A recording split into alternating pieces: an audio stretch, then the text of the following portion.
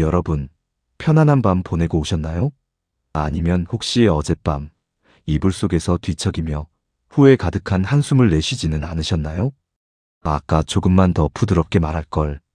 그게 뭐라고 그렇게 핏대를 세웠을까? 식당에서 종업원이 주문을 실수했을 때, 아니, 내 말 안 들려요? 정신을 어디다 두고 일하는 거야? 하고 소리치진 않으셨나요?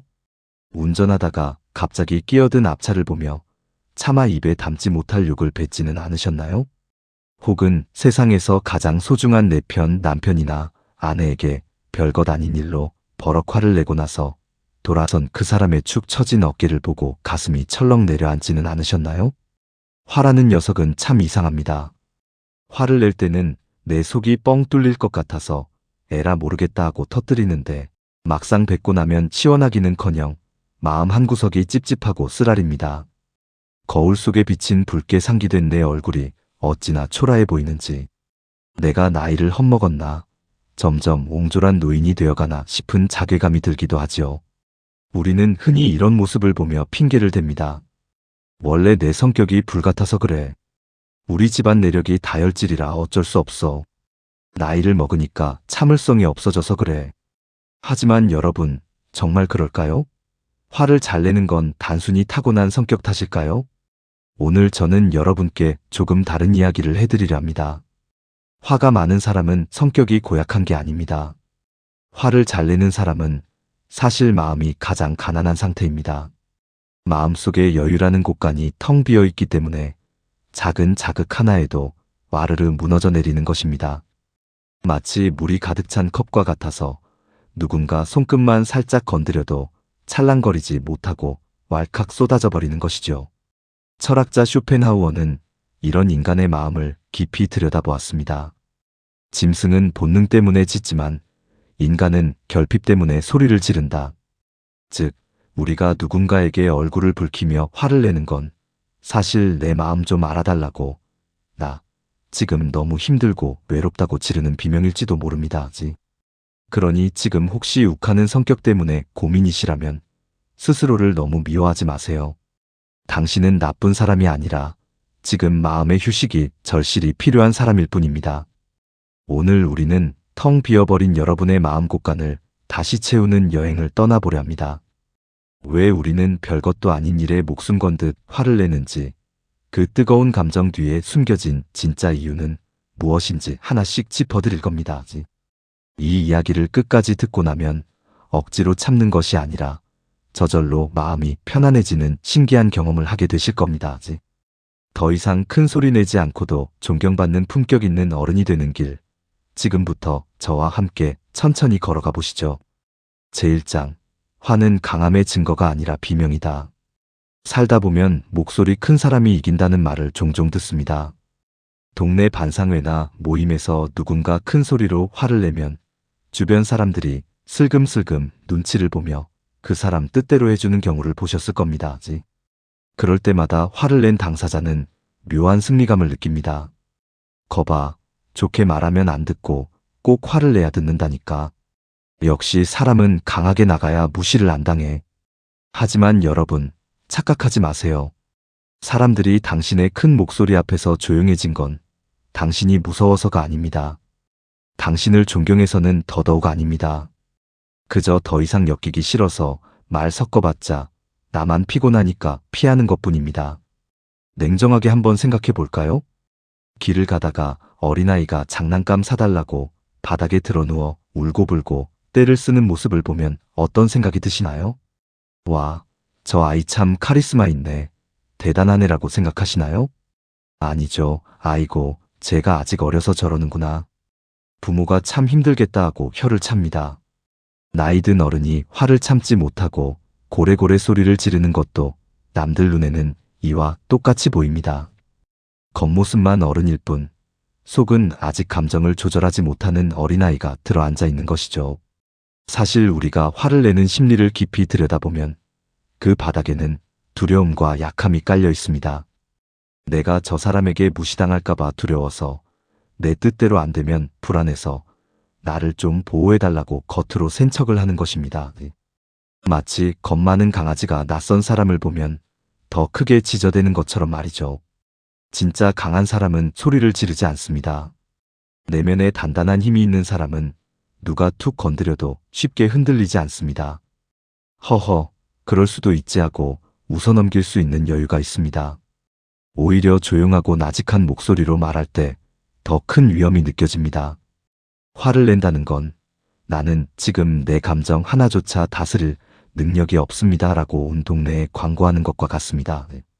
그것은 강함의 증거가 아니라 내 마음이 그만큼 약해졌다는 슬픈 고백인 셈이죠. 이제부터는 화가 울컥 치밀어 오를 때 스스로에게 이렇게 말해주세요. 화내는 건 강한 게 아니야, 약한 거야. 나는 비명을 지르는 약자가 아니라 침묵으로 이기는 강자가 될 거야. 화를 참는 것은 지는 것이 아닙니다. 오히려 끓어오르는 감정을 꾹 누르고 차분하게 대처하는 그 모습이야말로 누구도 함부로 할 수 없는 진짜 어른의 품격입니다. 그렇다면 우리는 도대체 왜 이렇게 자주 화가 나는 걸까요?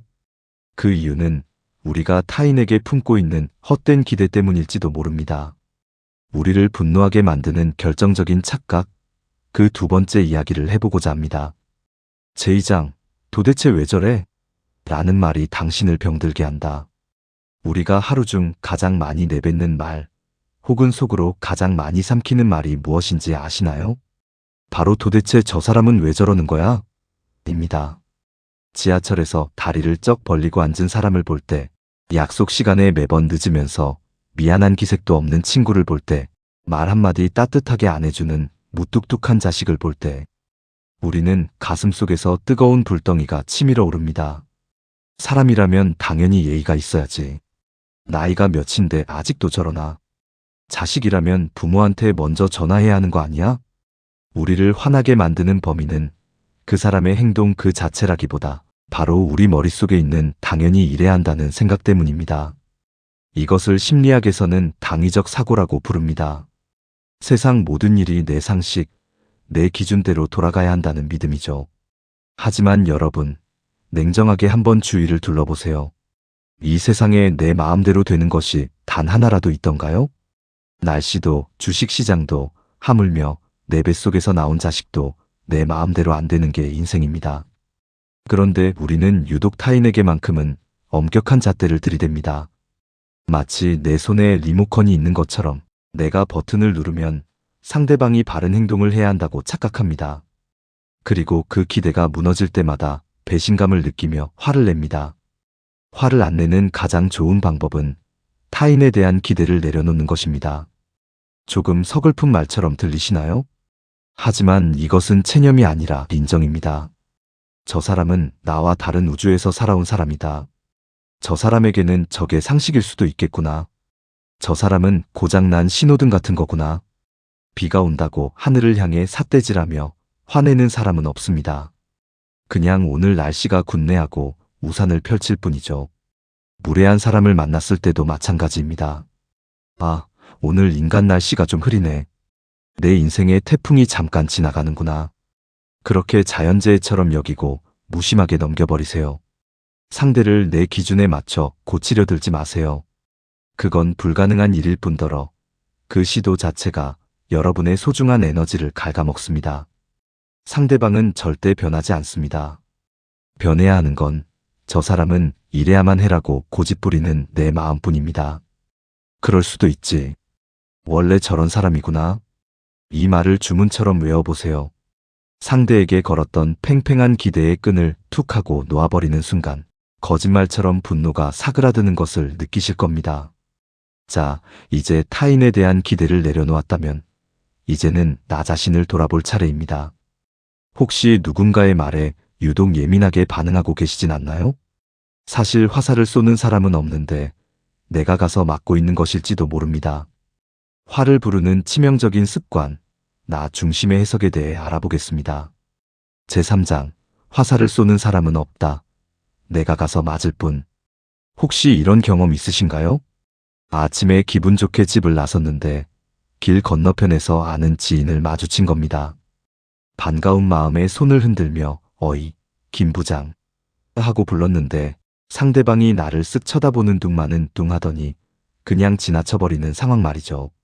자, 이때 여러분의 마음속에서는 어떤 일이 벌어질까요? 아마 0.1초도 안 되는 짧은 순간에 가슴 속에서 뜨거운 불덩이가 확 치솟아 오를 겁니다. 뭐야? 지금 나를 보고도 무시한 거야? 자기가 뭐라도 된 줄 아나 보지? 내가 지난번에 밥도 샀는데 어떻게 나한테 이럴 수가 있어? 순식간에 오만 가지 생각이 꼬리에 꼬리를 물고 이어집니다. 조금 전까지만 해도 상쾌했던 아침 공기는 온데간데 없고 머릿속은 온통 그 사람에 대한 괘씸함과 분노로 가득 차게 됩니다. 하루 종일 일이 손에 안 잡히고 집에 와서도 씩씩거리며 배우자에게 하소연을 합니다. 아니, 글쎄 개똥이 그 자식이 나를 보고 쌩하니 지나가는 거 있지? 내가 진짜 어이가 없어서.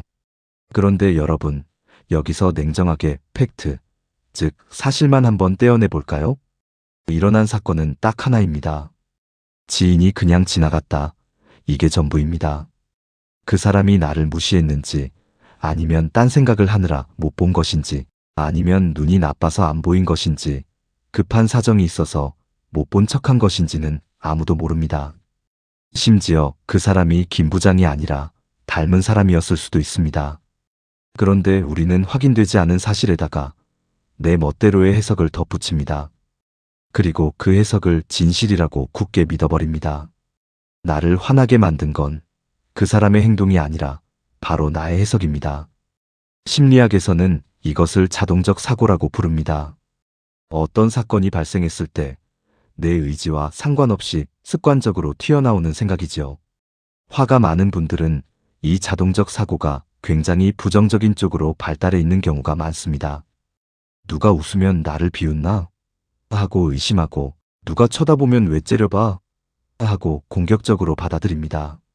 세상이 나를 공격하고 있다고 믿으니 방어하기 위해 늘 가시를 세우고 으르렁거릴 수밖에 없는 것이죠. 옛말에 이런 말이 있습니다. 지나가는 배가 내 배에 부딪혔을 때 그 배에 사람이 타고 있으면 화를 내지만 빈 배가 부딪히면 화를 내지 않는다. 상대방의 행동을 나에 대한 공격, 즉 의도가 있는 행동으로 해석하면 화가 나지만 그저 일어난 현상으로 바라보면 화가 나지 않는다는 뜻입니다. 우리가 겪는 대부분의 분노는 2차 화살인 경우가 많습니다. 불교 경전에는 이런 비유가 나옵니다. 인생을 살다 보면 누구나 고통이라는 첫 번째 화살을 맞을 수 있습니다. 길을 가다 돌부리에 걸려 넘어질 수도 있고 믿었던 사람에게 실망할 수도 있지요. 이것은 피할 수 없는 그저 일어난 사건입니다. 하지만 어리석은 사람은 거기서 멈추지 않고 스스로에게 두 번째 화살을 쏘아댑니다. 나는 왜 이렇게 재수가 없지? 저 돌부리는 왜 하필 저기에 있어서 나를 넘어뜨려? 저 사람은 나를 만만하게 보는 게 틀림없어. 이미 맞은 첫 번째 화살도 아픈데 분노와 원망이라는 독이 묻은 두 번째, 세 번째 화살을 스스로의 가슴에 꽂으며 고통을 몇 배로 키우는 것입니다. 가만히 보면 밖에서 누가 나를 쏘는 게 아닙니다. 내가 그 화살을 주워다가 내 가슴을 찌르고 있는 형국입니다. 그렇다면 어떻게 해야 이 지긋지긋한 해석의 감옥에서 빠져나올 수 있을까요? 화가 울컥 치밀어 오르는 그 순간 딱 3초만 멈추는 연습이 필요합니다. 그리고 내 마음속에 있는 CCTV를 켜보세요. 마치 제3자가 되어 TV 화면을 보듯이 나와 그 사람의 상황을 멀리서 관찰하는 겁니다. 자, 상황을 보자. 저 사람은 그냥 지나갔어. 그런데 내가 지금 얼굴이 붉어지고 있네? 아, 내가 저 사람이 나를 무시했다고 생각하고 있구나. 이렇게 내 감정을 남 이야기하듯이 중계해보는 겁니다. 이것을 객관화라고 합니다. 신기하게도 내가 느끼는 감정에 이름을 붙여주고 한 발짝 떨어져서 바라보는 순간 활활 타오르던 분노의 불길은 힘을 잃기 시작합니다. 저 사람이 나를 무시한 게 아닐 수도 있어. 오늘 무슨 급한 일이 있었나 보지. 설령 무시했다 하더라도 그건 저 사람의 인격 문제지 내 문제가 아니야. 이렇게 생각의 방향을 살짝만 틀어줘도 우리는 감정의 소용돌이에 휘말리지 않을 수 있습니다. 나를 화나게 할 수 있는 사람은 이 세상에 아무도 없습니다. 오직 내가 그 허락을 해줄 때만 나는 화가 나는 것입니다.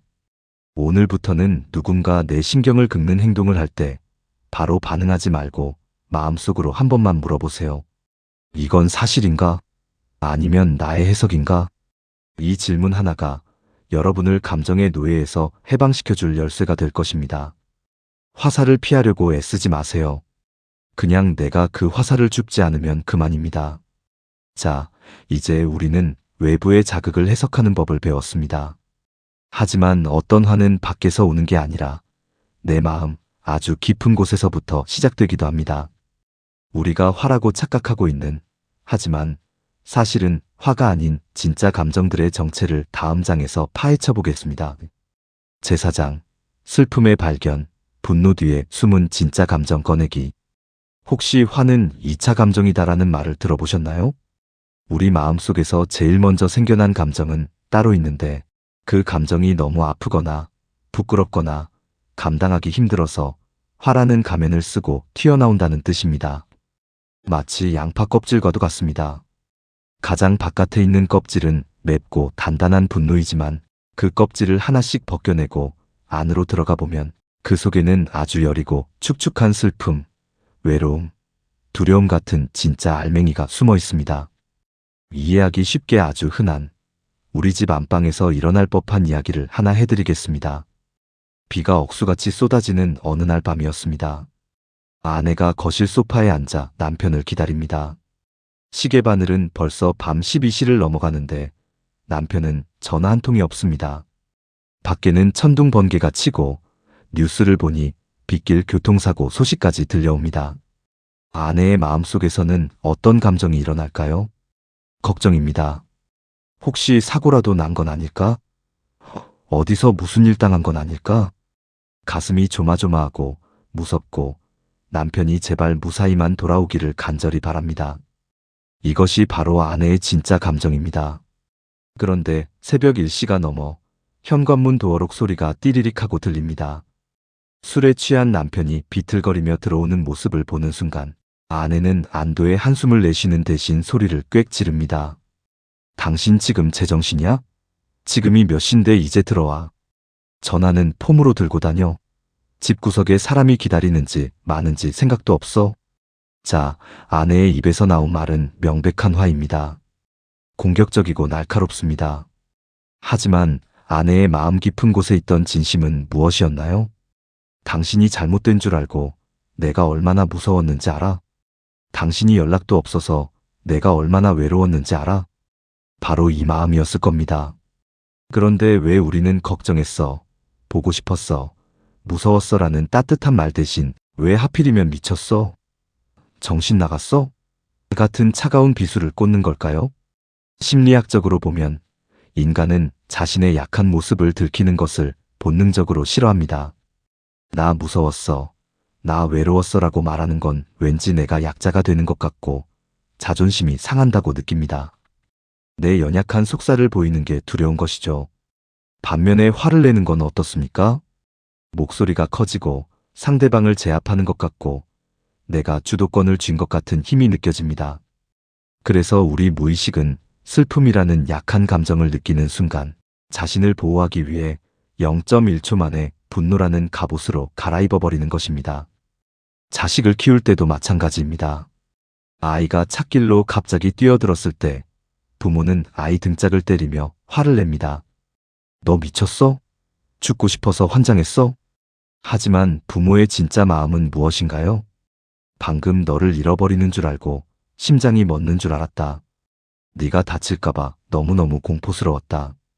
그 지극한 사랑과 두려움이 너무나 급한 나머지 화라는 형태로 폭발한 것입니다. 문제는 우리가 이렇게 가면 쓴 감정을 내보이면 상대방은 내 진심을 전혀 알아채지 못한다는 데 있습니다. 남편은 아내의 걱정을 듣는 게 아니라 비난을 듣습니다. 하루 종일 일하고 온 사람한테 이게 무슨 대접이야? 하고 맞받아치게 됩니다. 아이도 부모의 사랑을 느끼는 게 아니라 공포를 느낍니다. 엄마는 나만 보면 화를 내 하고 마음의 문을 닫아버립니다. 결국 나는 사랑해서 걱정하고 그리워서 기다렸는데 돌아오는 건 싸움과 상처뿐인 억울한 상황이 벌어지는 것입니다. 이것만큼 슬픈 일이 또 있을까요? 그래서 화가 많은 분들은 사실 누구보다 외로움을 많이 타고 누구보다 정이 많고 누구보다 겁이 많은 분들이 대부분입니다. 그 여린 마음을 지키려고 가시를 잔뜩 세우고 사는 고슴도치 같은 분들이지요.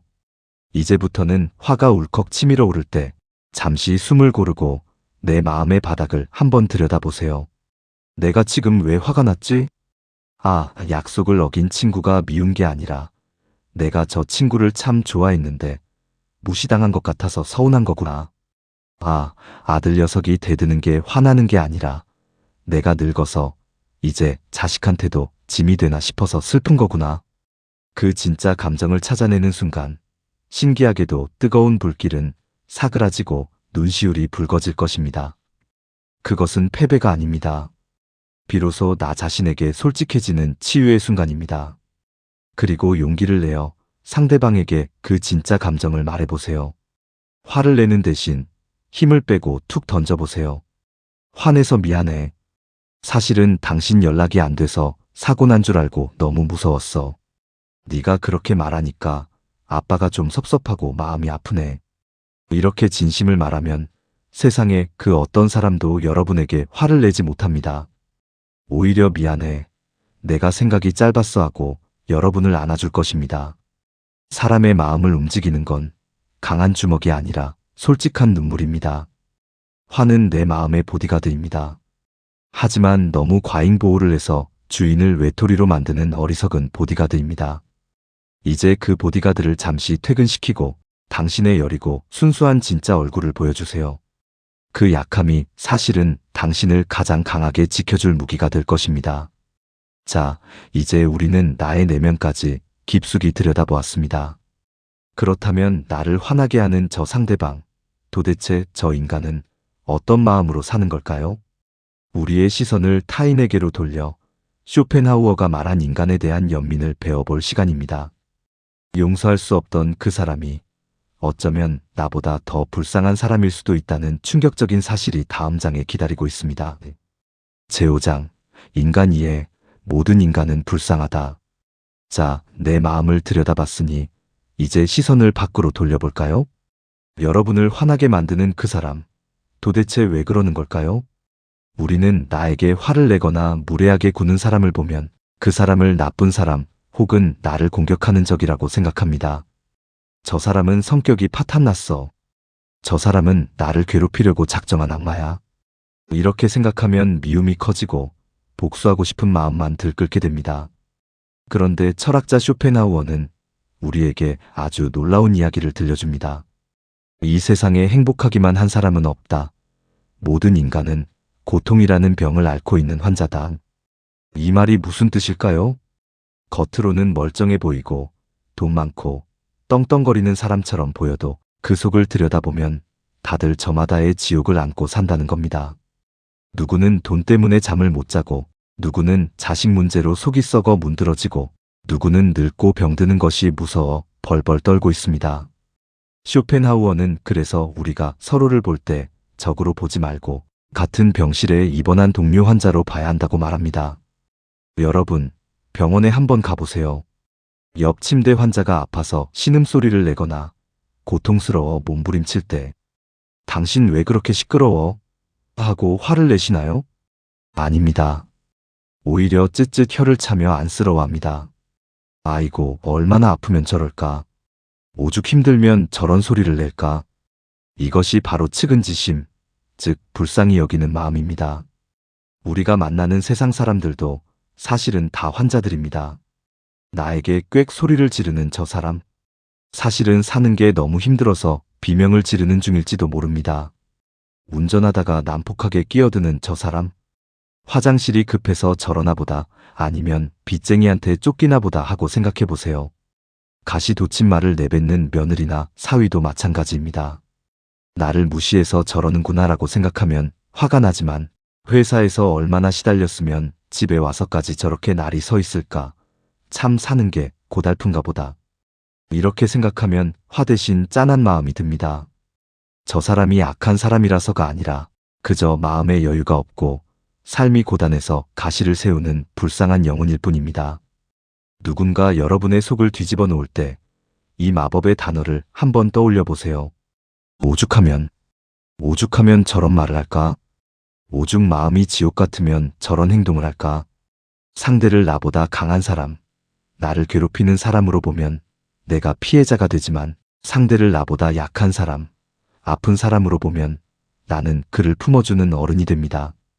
미움은 불과 같아서 상대를 태우려다 나까지 태우지만 연민은 물과 같아서 상대의 화를 식히고 내 마음도 편안하게 만듭니다. 화를 내는 사람은 사실 가장 불행한 사람입니다. 행복한 사람은 절대 남에게 화를 내지 않으니까요. 그러니 화내는 사람을 보면 같이 싸우려 들지 말고 마음속으로 조용히 읊조려 주세요. 아이고, 당신도 참 힘들게 사는구나. 당신도 오늘 하루 버티느라 애쓰는구나. 그렇게 생각하는 순간 여러분은 더 이상 감정의 늪에 빠지지 않고 한 발짝 떨어져서 그 상황을 바라볼 수 있는 여유를 갖게 될 것입니다. 불쌍하게 보는 것, 그것이 바로 화를 이기는 최고의 복수이자 가장 품격 있는 승리입니다. 하지만 그렇다고 해서 매번 남을 이해해주고 참기만 해야 할까요? 아닙니다. 결국 가장 중요한 건 내 마음이 튼튼해야 합니다. 누가 뭐라 해도 흔들리지 않는 단단한 마음. 화가 많은 사람에게 결정적으로 부족한 그 한 가지를 채우는 방법이 마지막 장에 남아 있습니다. 제6장, 내면의 결핍을 채우는 힘, 마음의 맷집을 키우세요. 오늘 영상의 시작 부분에서 제가 이런 말씀을 드렸습니다. 화가 많은 사람은 사실 마음이 가장 가난한 상태다. 그렇다면 화를 안 내는 사람은 어떤 사람일까요? 돈이 많은 사람일까요? 지위가 높은 사람일까요? 아닙니다. 바로 마음의 맷집이 좋은 사람입니다. 이 마음의 맷집이란 세상이 나를 아무리 흔들어대도 그래, 흔들어라. 나는 끄떡없다 하고 버티는 힘. 바로 내면의 여유를 말합니다. 쉽게 비유를 하나 들어보겠습니다. 여러분이 아주 비싸고 귀한 보약이 가득 담긴 그릇을 양손에 들고 간다고 상상해 보세요. 한 방울이라도 흘릴세라 조심조심 걷고 있는데 누가 옆에서 툭 치고 지나갑니다. 그때 여러분은 그 사람을 쫓아가서 멱살을 잡고 싸우실 건가요? 아니죠. 싸우다가 귀한 보약을 쏟으면 나만 손해니까요. 그냥 에이, 조심 좀 하지 하고 얼른 내 갈 길을 갈 겁니다. 내 손에 쥔 것이 귀하기 때문에 쓸데없는 일에 에너지를 낭비하지 않는 것이죠. 반대로 빈 깡통을 들고 가던 사람은 어떨까요? 누가 툭 치면 깡통이 요란한 소리를 내며 떨어집니다. 잃을 게 없으니 쫓아가서 눈을 어디다 두고 다니냐며 삿대질을 하고 싸웁니다. 화가 많은 사람은 빈 깡통을 든 사람과 같습니다. 내 마음속에 지키고 싶은 평화나 행복이 없으니 누가 건드리면 즉각적으로 요란한 소리를 내며 반응하는 것입니다. 우리가 자꾸 화가 나는 진짜 이유는 남이 나를 화나게 해서가 아니라 내 마음의 곳간이 텅 비어 있어서 작은 충격도 흡수하지 못하기 때문입니다. 그렇다면 이 텅 빈 곳간을 무엇으로 채워야 할까요?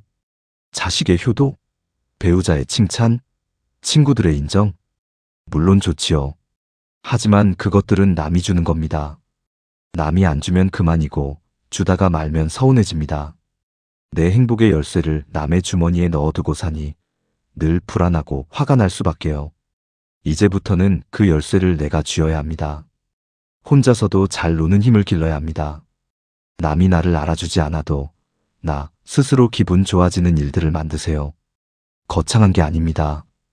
동네 공원을 한 바퀴 돌며 햇볕을 쬐는 것, 좋아하는 트로트 한 자락 흥얼거리는 것, 도서관에 가서 책 한 권 빌려 읽으며 지혜를 채우는 것. 이렇게 나 혼자만의 시간으로 마음을 꽉 채운 사람은 남에게 구걸하지 않습니다. 왜 전화 안 해? 왜 나 무시해? 하며 매달리지 않습니다. 이미 내 안이 충만하고 즐겁기 때문에 남이 좀 서운하게 해도 바쁜가 보지 뭐.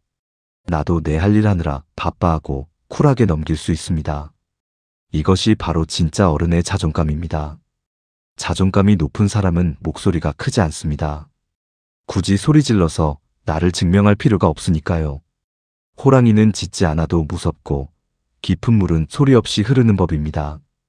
여러분, 몸의 근육을 키우려면 운동을 해야 하듯이 마음의 근육을 키우려면 훈련이 필요합니다.